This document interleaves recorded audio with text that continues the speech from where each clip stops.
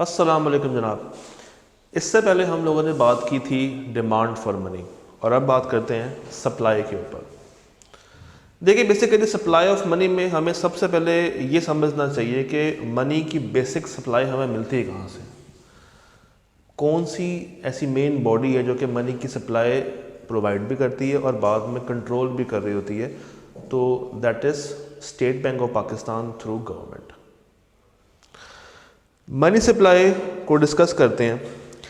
हमारे सामने इस वक्त M0, M1, M2, M3,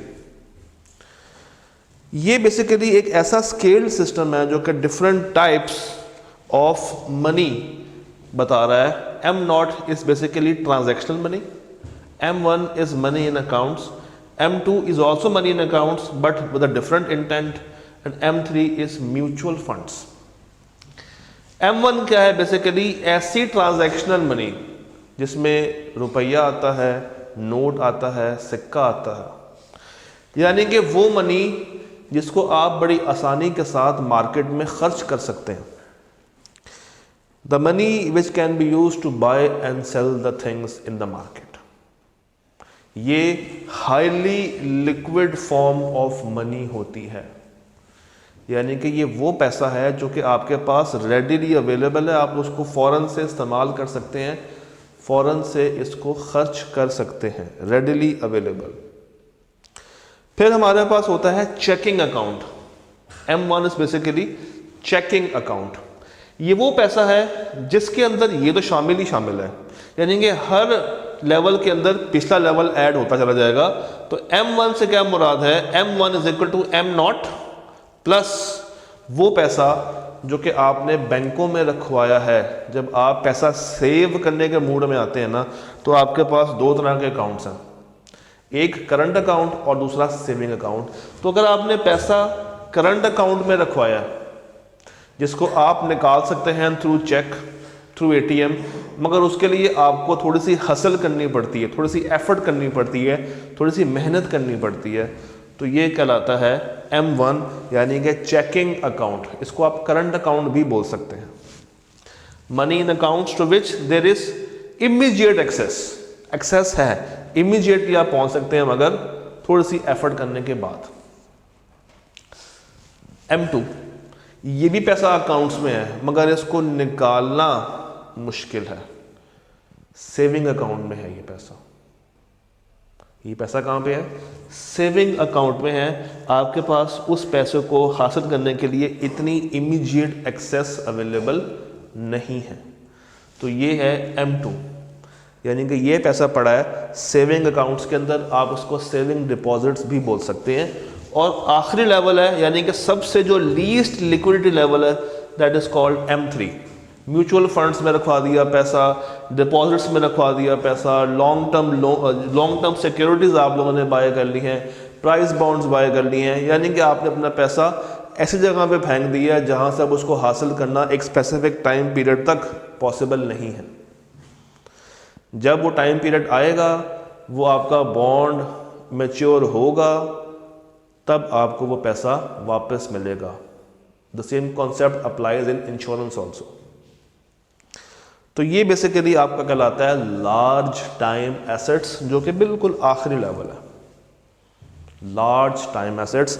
और इसके अंदर M3 is equal to M2 plus long term security LTS, M2 is equal to M1 यानी कि पिछला plus saving, M1 is equal to M0 पिछला प्लस करंट, और M0 क्या है? करेंसी, कॉइन और नोट्स। तो ये है basically different types of money जहां पर आप इसको इस्तेमाल के पॉइंट ऑफ व्यू से कंसिडर करते हैं। भाई साहब, एक बात मैं आपको बता दूं, मनी सप्लाई का जो कर्व होगा, जो कर्व बनता है मनी सप्लाई का, that is straight horizontal curve, that is straight horizontal curve. और ये डिपेंड करता है रेट ऑफ इंटरेस्ट के ऊपर, जो कि इनवर्सली प्रोपोर्शनल है। तो demand for money and supply for money forces play a vital role in determining the rate of interest. Rate of interest निकालने के लिए मनी की सप्लाई और मनी की डिमांड का बहुत अहम रोल है और ये रिवर्स वर्किंग भी करता है। जितना ज़्यादा आप इंटरेस्ट रेट बढ़ाते चले जाएंगे उतना ही मनी सप्लाई कम होती जाएगी। क्यों? जब आप बैंक के पास जाएंगे, बैंक कहेगा भाई पैसा चाहिए, इंटरेस्ट रेट हाई है, तो आप कम पैसा लेंगे या पैसा नहीं लेंगे। और जितना इंटरेस्ट रेट कम होगा आप उतना ज़्यादा पैसा वहाँ से हासिल कर लेंगे because of their inverse relationship.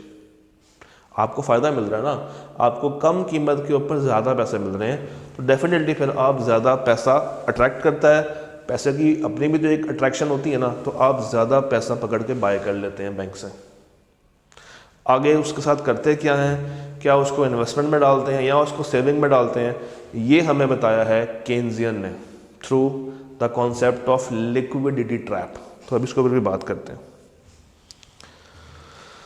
तो सर ये आपने ग्राफ हमेशा माइंड में रखना है कि रेट ऑफ इंटरेस्ट का सप्लाई से क्या ताल्लुक है, इट इज इनवर्सली प्रोपोर्शनल। अब बात करते हैं केन्जियन के ऊपर, केन्जियन का लिक्विडिटी ट्रैप। अब basically what actually is a liquidity trap, ये होता क्या है? नॉर्मली क्या होता है कि पैसा जब हमारे पास होता है तो हम उसको 3 तरह के मकसद में इस्तेमाल कर सकते हैं। एक ट्रांजैक्शनल मोटिव, इसमें क्या होता है कि आपके पास पैसा है तो आपने वो पैसा डे टू डे ट्रांजैक्शंस के अंदर इस्तेमाल करना है, उस पैसे को आपने खर्च करना है, आपने रेगुलर पेमेंट्स करनी है, आपने डे टू डे ट्रांजैक्शंस करनी है। यानी कि वो पैसा जो कि आप होल्ड नहीं कर रहे हैं, आप उसको कंज्यूम करते चले जा रहे हैं, उसको खर्च रहे हैं, उसको एक्सपेंस आउट कर रहे हैं, जेब से निकाल के दूसरे की जेब में डाल रहे हैं उस पैसे को। तो यहाँ पे जितना ज़्यादा पैसा होगा उतनी ज़्यादा डिमांड होगी, क्योंकि पैसा अगर जेब में है तो खर्चने को दिल तो करता ही करता है। तो first motive is transactional motive. फिर आता है मेरे पास प्रिकॉशनरी मोटिव, फिर आता है मेरे पास प्रिकॉशनरी मोटिव। पहला था ट्रांजैक्शनल मोटिव, अब आ रहा है सेविंग पर्पस। कुछ पैसा आप अपने पास होल्ड कर लेते हैं। क्यों होल्ड करते हैं? इसलिए कि वो जब ज़रूरत पड़ेगी, जब मुझे कोई इमरजेंसी आएगी, तब मैं उस पैसे को इस्तेमाल कर सकूंगा। It is called precautionary motive. The money which we hold to meet emergency purchases, emergency expenses. तो कुछ हिस्सा हम लोग यूज़ कर लेते हैं फॉर ट्रांजैक्शंस, कंजम्पशन, और कुछ हिस्सा जब हमारे पास इनकम आती है, आपको याद हो y is equal to C plus S, तो इनकम आई है, कुछ ट्रांजैक्शन में चला जाता था और कुछ हम उसको सेव कर लेते थे, तो हमारी इक्वेशन बैलेंस हो जाती थी। और तीसरा हमारा एक और मोटिव होता है, दैट इज स्पेकुलेशन, स्पेकुलेटिव। यानी कि हम स्पेकुलेट करते हैं कि ये पैसा हमें आगे फ्यूचर में कितना कमा के दे सकता है, हम उस पैसे को आगे इन्वेस्ट करते हैं। तो सेविंग में और इन्वेस्टमेंट में एक फ़र्क आ गया। सेविंग इस कि मैं पैसा अपने पास बचा रहा हूँ, मैं पैसा अपने पास रख रहा हूँ, उसको खर्च नहीं रहा। आहिस्ता आहिस्ता उस पैसे की वैल्यू भी गिरेगी। याद रखिएगा, जब आप पैसा अपने पास स्टोर कर लेते हैं ना, तो उसकी वैल्यू कम होना शुरू हो जाती है। बट अगर आप उस पैसे को इस्तेमाल करें, उस पैसे से कोई इन्वेस्टमेंट करें, तो that serves your speculative purpose. यानी कि आपने पैसे के साथ धंधा बना लिया, आपने अपने पैसे को काम पे लगाया है, वो पैसा आपको मज़ीद पैसा कमा के दे रहा है, वो आपका सर्कुलर फ्लो का निज़ाम चला के रख रहा है। तो अनदर इम्पॉर्टेंट एस्पेक्ट क्या है, दैट इज़ कि आपने स्पेकुलेशन के लिए वो पैसा रखा हुआ, आपने उस पैसे को इन्वेस्ट किया है, आपने उस पैसे से शेयर्स बाय कर लिए हैं, किसी जगह पे इन्वेस्टमेंट की हुई है, उससे रिटर्न ले रहे हैं, और एक टाइम पीरियड के बाद जो प्रिंसिपल अमाउंट है अलॉन्ग विद द इंटरेस्ट आप वापस से खींच लेंगे। ये कौन सा मोटिव है? ये है स्पेकुलेटिव मोमेंट। लेट्स से एक दोस्त आपके पास आता है और आपसे कहता है कि मुझे 1000 रुपया चाहिए, मैं कल वापस कर दूंगा। तो मेरा नहीं ख्याल कि आप कल या एक दिन या एक हफ्ता या इवन एक महीने के लिए भी उससे कोई इंटरेस्ट वगैरह चार्ज करेंगे। बट अगर वही दोस्त आपसे आके कहता है कि मुझे 1000 रुपया चाहिए और मैं साल के बाद वापस कर दूंगा, तो साल के बाद उस 1000 रुपये की जो असल वैल्यू है, जो उसकी कदर है, वो गिर जाएगी, उसमें रिडक्शन आ जाएगी। आज अगर आप उस 1000 रुपये से 10 यूनिट्स बाय कर सकते हैं, तो साल के बाद जब इन्फ्लेशन बढ़ेगी तो वो 1000 रुपया आपको 10 की बजाय 8 यूनिट्स ही बाय करके दे रहा होगा। तो इस चीज़ को कवर अप करने के लिए आप क्या चार्ज करेंगे? इंटरेस्ट चार्ज करेंगे। आप उस 1000 रुपये से कुछ कमाना पसंद करेंगे, कुछ अर्न करना पसंद करेंगे। किताब इसके लिए एक बड़ा प्यारा वर्ड यूज़ करती है इंटरेस्ट को छुपाने के लिए, प्रीमियम का वर्ड। तो आप क्या कहेंगे अपने दोस्त से कि भाई मुझे बाद में उतने पैसे चाहिए जितने पैसों से मैं वही 10 यूनिट्स बाय कर सकूं। That can be 110, 120, 130, 111, even 101, depending upon कि इन्फ्लेशन कितनी है, डिपेंडिंग अपॉन कि महंगाई कितनी बढ़ रही है। तो फिर आप अपने पैसे को उसी वैल्यू पे वापस स्टोर करने के लिए उससे इंटरेस्ट कमाना पसंद करते हैं। तो अगर मैं बात करूं टोटल डिमांड ऑफ मनी की, तो टोटल डिमांड ऑफ मनी में ये तीनों चीज़ें शामिल हो जाएंगी: पैसा फॉर ट्रांजैक्शनल पर्पसेस, पैसा फॉर प्रिकॉशनरी पर्पसेस एंड पैसा फॉर स्पेकुलेटिव पर्पसेस। ये है हमारे पास पर्पस ऑफ मनी। अब यहां पे केन्स को कुछ याद आया। केन्स, ये भाई साहब को याद आया कि भाई जो मेरा मनी का डिमांड कर्व है वो मुख्तलिफ है as compared to normal demand curve. Normal demand curve वैसा ही है जैसे माइक्रो में पढ़ा था, अभी इससे पहले आपने देखा है। मगर केन्जियन का जो मनी डिमांड है वो ऐसा है वो भी डाउनवर्ड स्लोपिंग, यहाँ से नीचे आएगा और आते आते आते आते एकदम हॉरिजॉन्टल हो जाता है। डाउनवर्ड स्लोपिंग से हॉरिजॉन्टल शक्ल इख्तियार कर लेता है, यानी कि एक टाइम पे आके ये इन्फिनिटी की तरफ चला जाता है। एक टाइम पे आके ये इन्फिनिटी की तरफ चला जाता है। ये देख रहे हैं, यहां से नीचे उतरेगा और ये सीधा हो गया। तो ये वो एक्सचेंज रेट है, यहां पे आएगा rate of interest, sorry exchange rate. ये वो रेट ऑफ इंटरेस्ट है जहां पे लिक्विडिटी ट्रैप आ जाता है। क्या मतलब है? हमें ये पता है कि इंटरेस्ट रेट का और मनी सप्लाई का इनवर्स रिलेशन है। हमें इस चीज़ का आइडिया है ना कि मनी सप्लाई का और इंटरेस्ट रेट का जो रिश्ता है वो इनवर्स है, यानी कि जितना ज़्यादा इंटरेस्ट रेट होगा मनी सप्लाई उतनी कम होगी, और जितना कम इंटरेस्ट रेट होगा मनी सप्लाई उतनी ही ज़्यादा होगी। ये चीज़ हम लोग पढ़ के आ चुके हैं। अगर मेरा इंटरेस्ट रेट यहाँ पे गई हो तो this would be my money supply, कम है, इनवर्ड शिफ्ट है। और अगर इससे नीचे जाए तो वो आउटवर्ड शिफ्ट में चली जाएगी, वो आउटवर्ड शिफ्ट में जा सकती है। लिक्विडिटी ट्रैप ये है कि गवर्नमेंट आपको फ़ायदा देने की कोशिश करती है। गवर्नमेंट कहती है कि भाई मुल्क को पैसों की ज़रूरत है, मुल्क को इन्वेस्टमेंट की ज़रूरत है, तो गवर्नमेंट ये करती है कि इंटरेस्ट रेट कम कर देती है। जब गवर्नमेंट ने इंटरेस्ट रेट कम किया, इसका मतलब है कि मनी सप्लाई बढ़ गई। मगर लोग होशियार हैं, लोग क्या करते हैं, मनी पकड़ते हैं और इन्वेस्ट नहीं करते हैं, अपनी जेब में डालना शुरू कर देते हैं। पैसा पकड़ा, जेब में डाल दिया, मज़ीद पकड़ा, मज़ीद जेब में डाल दिया। उस पैसे को काम पे नहीं लगा रहे। क्यों?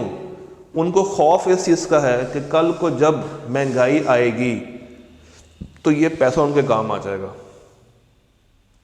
तो वो अभी इस पैसे को खर्च करने के मूड में नहीं है, वो पैसा अपने पास सेव करने के मूड में ज़्यादा है। This is where liquidity trap comes to play. This is where liquidity trap comes to play. किताब ये कहती है कि एक ऐसी सिचुएशन जहाँ पे आप इंटरेस्ट रेट गिराते जाते हैं, लोग पैसा पकड़ के जेब में डालते जाते हैं, मगर याद रखिएगा केन्स कहता है मेरा डिमांड कर्व हॉरिजॉन्टल हो जाता है, यानी कि एक ऐसा रेट आएगा जिससे नीचे आप नहीं जा सकते और आपको उसी रेट के ऊपर मनी सप्लाई करनी पड़ेगी। इससे नीचे नहीं जाना ये पॉसिबल ही नहीं है। इससे नीचे का आप इंटरेस्ट रेट कोट ही नहीं कर सकते। तो ट्रैप क्या है बेसिकली, जाल क्या है बेसिकली, कि people wait for good times. लोग इंतज़ार करते हैं कि जब अच्छे हालात आएंगे तब हम लोग बॉन्ड बाय कर लेंगे, यानी कि तब हम लोग इन्वेस्टमेंट की तरफ चले जाएंगे। अभी जाने का फ़ायदा कोई नहीं है, अभी तो पैसा मिल रहा है, पैसे की कंपनी अट्रैक्शन है, बस वो पकड़ के जेब में डालते जाओ, अपनी जेब में भरते जाओ, वो अट्रैक्शन है। तो लोग प्रेफर करते हैं कि वो पैसा अपने पास होल्ड करें, लिक्विड मनी अपने पास रखें, जिससे क्या होता है आपकी जो अपनी मॉनेटरी पॉलिसीज़ हैं वो इनइफेक्टिव होना शुरू हो जाती हैं।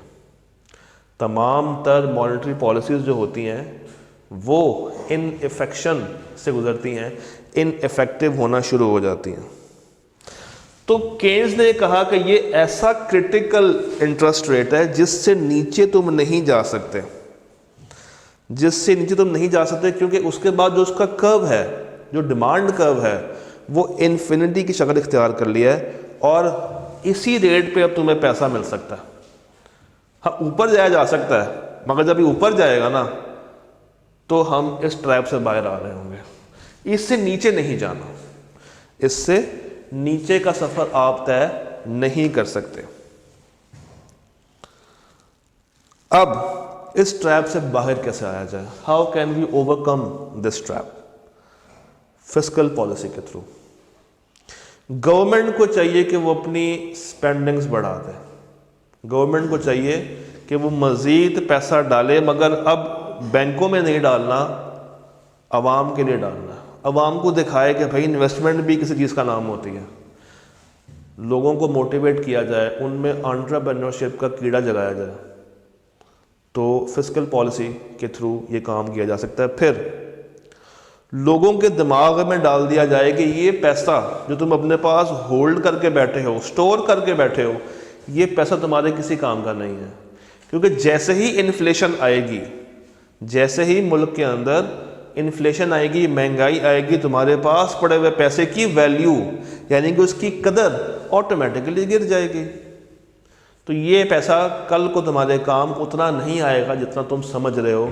तो जब लोगों के दिमाग में ये बात आएगी तो लोग अपना पैसा खर्च करने के लिए तैयार हो जाएंगे।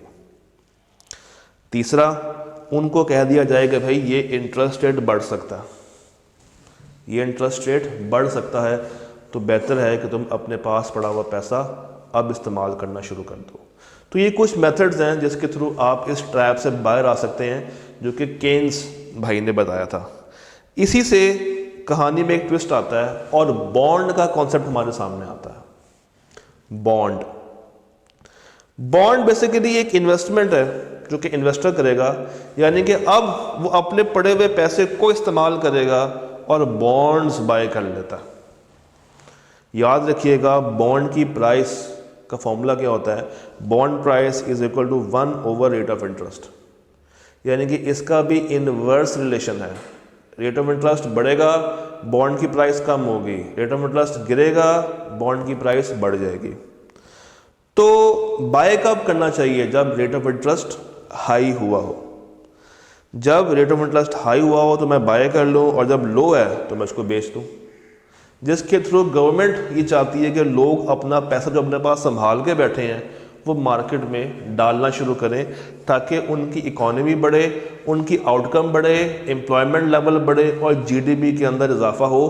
क्योंकि जितना पैसा आप अपने पास होल्ड कर लेंगे वो आपके किसी काम नहीं आने वाला।